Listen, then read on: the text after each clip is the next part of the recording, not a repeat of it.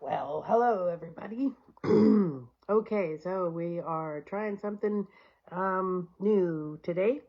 I've been connecting with some amazing coaches lately who share similar values and approaches, and I'm really excited about this one. I first came across Melissa Quinto on Instagram. Her handle was Mindful Melissa, and it immediately caught my attention. I started paying attention to her content, and the more I listened, the more I realized how deeply her messages resonate with the kind of compassionate, sustainable change we talk about here. So today, she's joining us to lead us on a short coaching exercise on breaking free from emotions that can control us. And hopefully, she'll tell us a little bit about what it means to be a self love coach.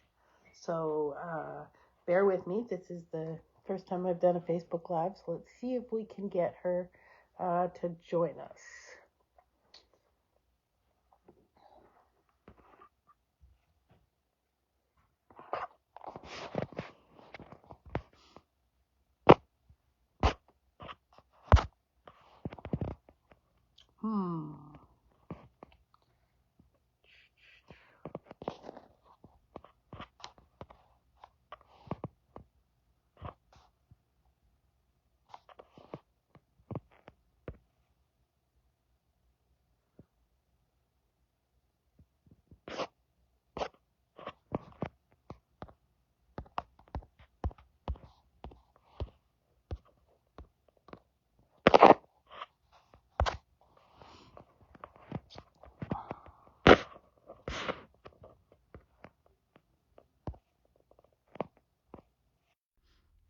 Okay, maybe fix out.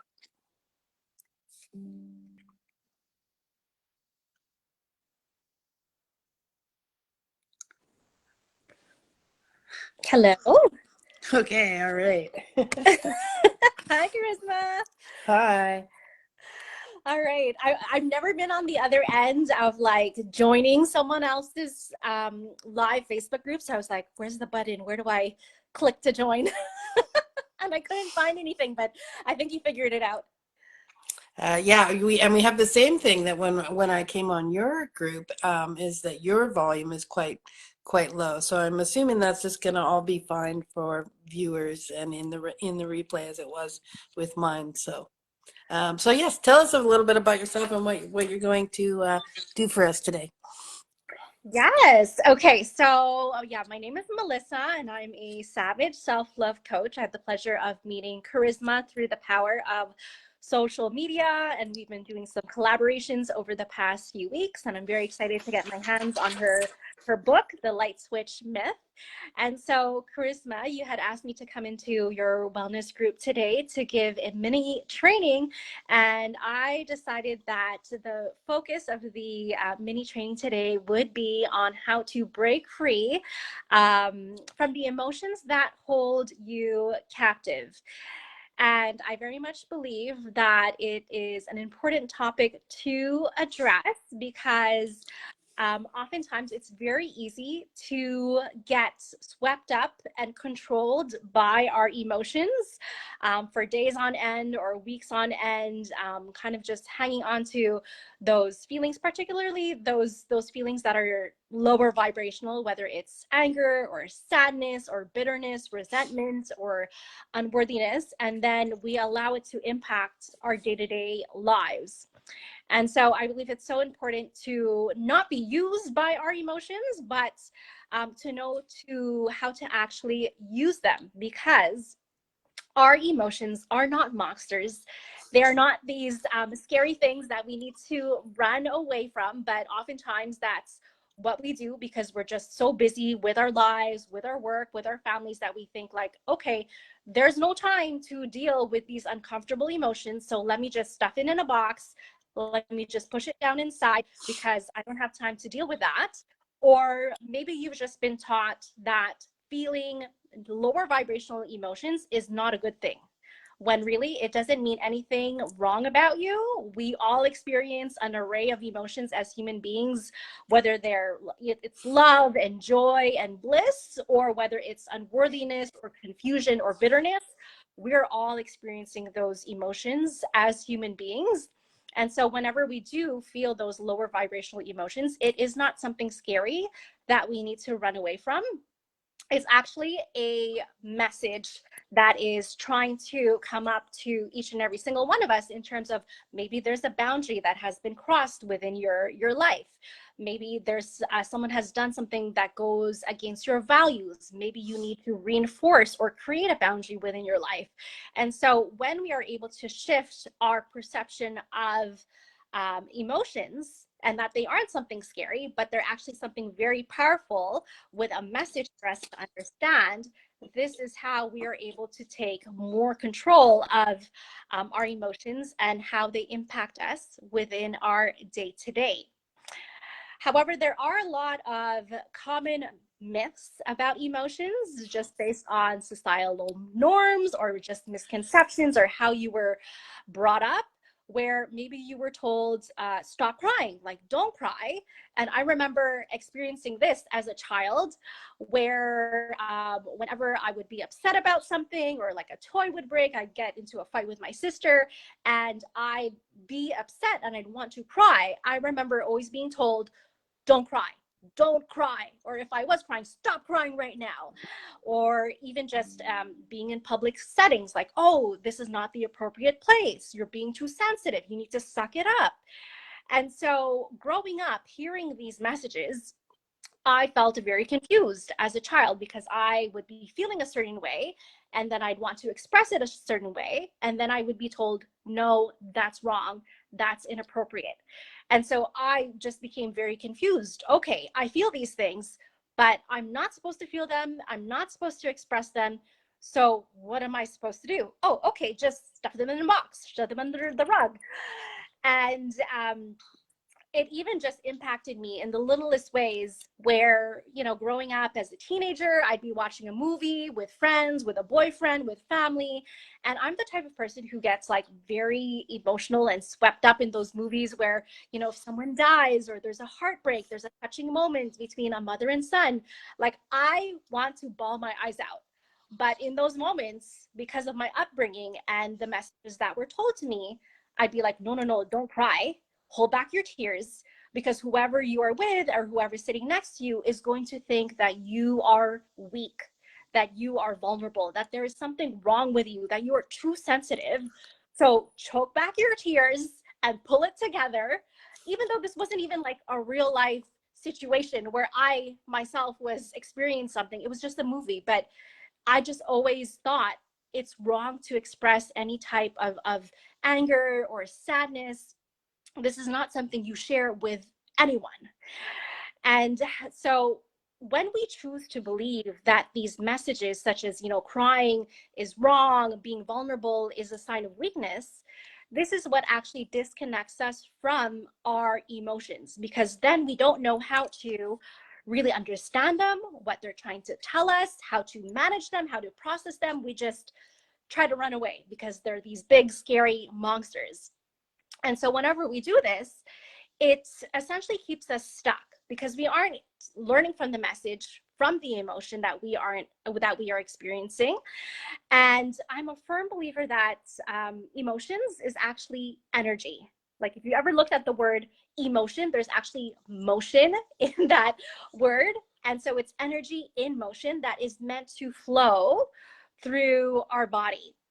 And so whenever we do not process or fully understand the emotions that we are experiencing, and we just stuff them away deep down inside somewhere in our body, it then can manifest into physical ailments. It can manifest into maladaptive coping mechanisms because we don't know how to feel those emotions. We don't know how to process them. So what do? We then maybe just like doom scroll, you know, until we fall asleep at night, so that we don't think or feel about those emotions. Maybe we binge watch Netflix. Maybe we turn to food. We turn to sweets. We turn to alcohol. All these maladaptive coping mechanisms because we don't know how to manage and deal with those emotions that we are feeling. So I wanted to walk our audience today through a very quick and simple exercise in terms of just how to release those emotions so that they don't remain stuck within our bodies. And the first thing is to really just ask yourself, what emotion are you currently experiencing right now? And usually if you're going through your day and you feel as if you're having an off day, something is bothering you and you don't really know what it is or why, it's probably because you are feeling something inside, or there's an emotion that's trapped within your body that you have not processed, you have not been paying attention to, and that's why you feel off center. And so even just taking a quick, a few seconds to just check in with yourself and ask yourself, what emotion am I experiencing right now? And there is no right or wrong answer to this question. If you are feeling sadness, if you are feeling grief, if you are feeling unworthiness, this does not mean anything wrong or bad about you. There is simply a message that is trying to come through to you in terms of your way of life. And maybe, like I was saying earlier, there's a boundary that needs to be reinforced, or there's a value that has been crossed. There's certain people who are not respecting you the way that you want to be respected. So there's a message there. So very important to always remember that whatever it is that you are experiencing or feeling, it is not bad and it does not mean anything wrong about you. The second question to ask is, where are you experiencing this emotion within your body? And this is something that we might not tend to notice because we're just rushing through our day and not really paying attention to how it changes our physical being. But you'll probably notice that whenever you are feeling anger, there's a part of your body that feels a little bit more tense or more heavy or more hot. And so once again, there is no wrong answer to this question in terms of where is that emotion living in your body. And maybe it's in your jaw. You're clenching your jaw has been really tight and you've noticed like, oh my gosh, my jaw is starting to really hurt. It's probably because there's so much tension within your jaw. Maybe it's just within your hands. You've been going through your day and your hands have been clenched, right, into tight fists because you're feeling so much resentment and anger. Maybe it's living in your chest, so you're a little bit more hunched forward and you're noticing like, oh my gosh, I'm having a harder time to breathe because my chest is feeling more constricted and more tight. So like I mentioned, there's no right or wrong answer to this question. It's simply just bringing more awareness to where that feeling that you are currently experiencing is living within your body. And so in recognizing what you are experiencing and where it lives in your body and how it feels within your body, you now can take radical responsibility and choose to shift how you are physically experiencing that emotion. So if you notice that anger is living in your jaw, okay, then let's stop clenching the jaw so tightly. Maybe you just need to open your mouth and relax your jaw a little bit more. Maybe it's opening up your chest, like doing some stretches. Sometimes maybe it's just shaking, like shaking your hands, like getting rid of that tension within your hands. And so there's no right way or wrong way to do this. For everyone, it will be different. Maybe it's going to be a meditation. Maybe it's going to be a rest, taking a rest, taking a nap. Maybe it's going to be exercise. Maybe it's going to be going for a walk. But recognizing how to release that tension, that hotness, that heaviness within your body by physically changing the state of your body. And so whenever we are able to change the physical state of our body, that helps to actually change our mind, because our mind is now recognizing, oh, there's no more tension in that part of her body. There's no more heaviness and tightness within her chest. Okay, it's okay. Now your body feels more safe, and so your mind feels more safe. And so you will tend to recognize within yourself, as you tend to pay more attention to the emotions that you are feeling, if there's a certain emotion that keeps on repeating, like, oh, I'm actually always feeling really angry whenever I'm around this person, and then my jaw is always clenched. Okay, why is that happening?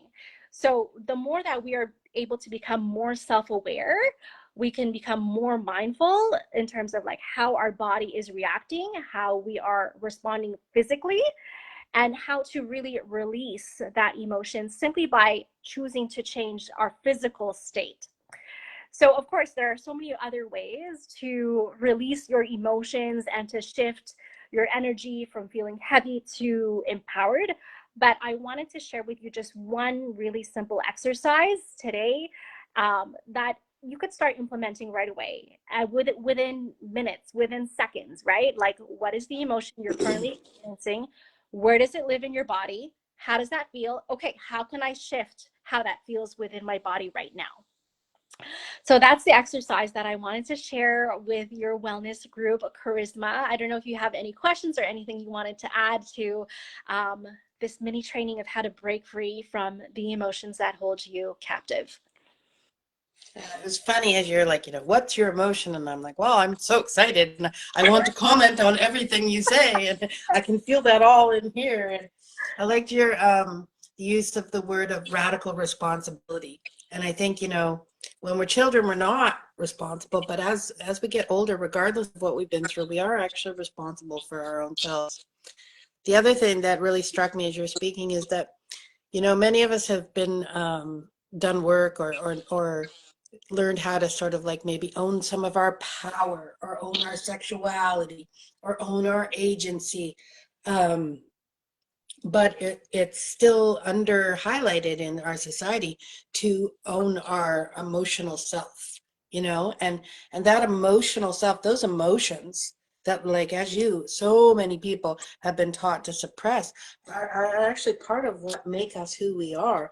They not only inform our decisions about our choices and how we live our lives, and ultimately are just intrinsically woven into our quality of life and quality of connections to others. But it's when we are suppressing them like that and limiting them like that, it just has such an impact. And it really is, it's like being not a true version of ourselves. And that message that has been put out there, that we are weak or we should somehow be less emotive, is very prevalent. And it's unfortunate because it's when people can be emotional within a responsible way and a regulated way, it's such a beautiful thing. I have some friends, and I wish I'd been your friend, because I have friends and they just cry, when they're talking about things going on in them, they just cry. And then they go, oh, I'm sorry. And I'm like, no, don't be sorry. I was going to therapy for years and years and years to learn how to be able to cry again, because my walls and my defenses got so built up that, yeah, like I envy those people that can just show and emote um, those feelings like that, because it really is like a beautiful kind of gift. And I thought your exercise was really well done. The only other observation I wanted to comment on is that I think for many of us who have had significant trauma or other such a need to disassociate from our feelings, is that also leaves us disassociating from our bodies, because it's not really taught growing up, but the relationship between our bodies and our feelings are you can't separate them. So if you're going to suppress and turn away and deny all of your feelings, you're not going to be fully in your body. And I think that's where we get the physical health outcomes that you spoke about. For me, it actually meant that I was very clumsy. It's like not being in my body meant I was always kind of like bumping into things or spilling things. So now that I'm much more in my body, I notice that doesn't happen. But yeah, I still align with a lot of the things you're doing, and I think you're doing such incredibly important work, and I could see so many similarities to your training today and the one I provided last week about attunement to self. They're sort of threads of the same cloth. Mm-hmm. Yes. Well, thank you so much for having me, Charisma. The great thing about taking more radical responsibility of our emotions is something like it's something that can be learned. right? And I remember when I started to learn more about emotional intelligence many, many years ago through Daniel Goleman, who helped to like really spearhead this whole topic, is that when we are able to really manage our emotions and raise our level of what he calls like EQ, it actually allows us to be more successful than someone who has a high like IQ. And usually our IQ, that isn't something that we can really improve. It's just like, you know, the brain that we were given. But our EQ is something that we can change, that we have radical responsibility over, and it allows us to actually be more successful than someone who has a high IQ in the world. So it really helps to give us the perspective of like how powerful our emotions actually are, because then we know how to better relate with other people and how to regulate our emotions. So there really, really is so much power in knowing how to master our emotions. And when I'm saying that, it's not about like, you know, pretending not to feel anything or running away from them. It's really just being more self-aware and knowing how to regulate your emotions in a positive way. Yeah, I totally agree. You know, I learned that by hiding my emotions, I was kind of pretending in the world, and I wasn't really being my genuine self, and that impacted the quality of connections I had with others. So as I have pulled back some of those layers and become more of an emotive kind of being, and increased my own EQ, it's definitely improved the quality of connections with others. But the other beautiful thing about it, I don't know that ever really gets discussed, is it, for me, it seems to have really opened up my own creativity. Somehow opening up my heart and allowing my emotions and feeling them in my body has also opened the door to just like boundless creativity. So yeah. Yeah, I could definitely see the connection with that. Okay, well, maybe we can get you back on in a couple of months or something, but wishing you well. And just tell everybody about your website if they, or your the Goddess Powder Room if they'd like to join. Yeah, yeah. So if you'd like to connect with me, you can connect with me here on Facebook. I have a Facebook group of my own that's absolutely free. It's called the Goddess Powder Room. So I do have that on Facebook. I'm more present on Instagram though. So if you want to find me there, my handle is at mindful.melissa, and my website is yourgoddessera.com. Okay. Well, that is so fantastic. I wish you wellness in all that you do. And thank you so much for all the collaborations you've done with me. And yes, let's go out there and see if we can just help some people feel a little better about themselves and navigate being in this world a little bit more easily. All right. Thank you so much, Charisma. Take Okay, care. bye-bye. Bye.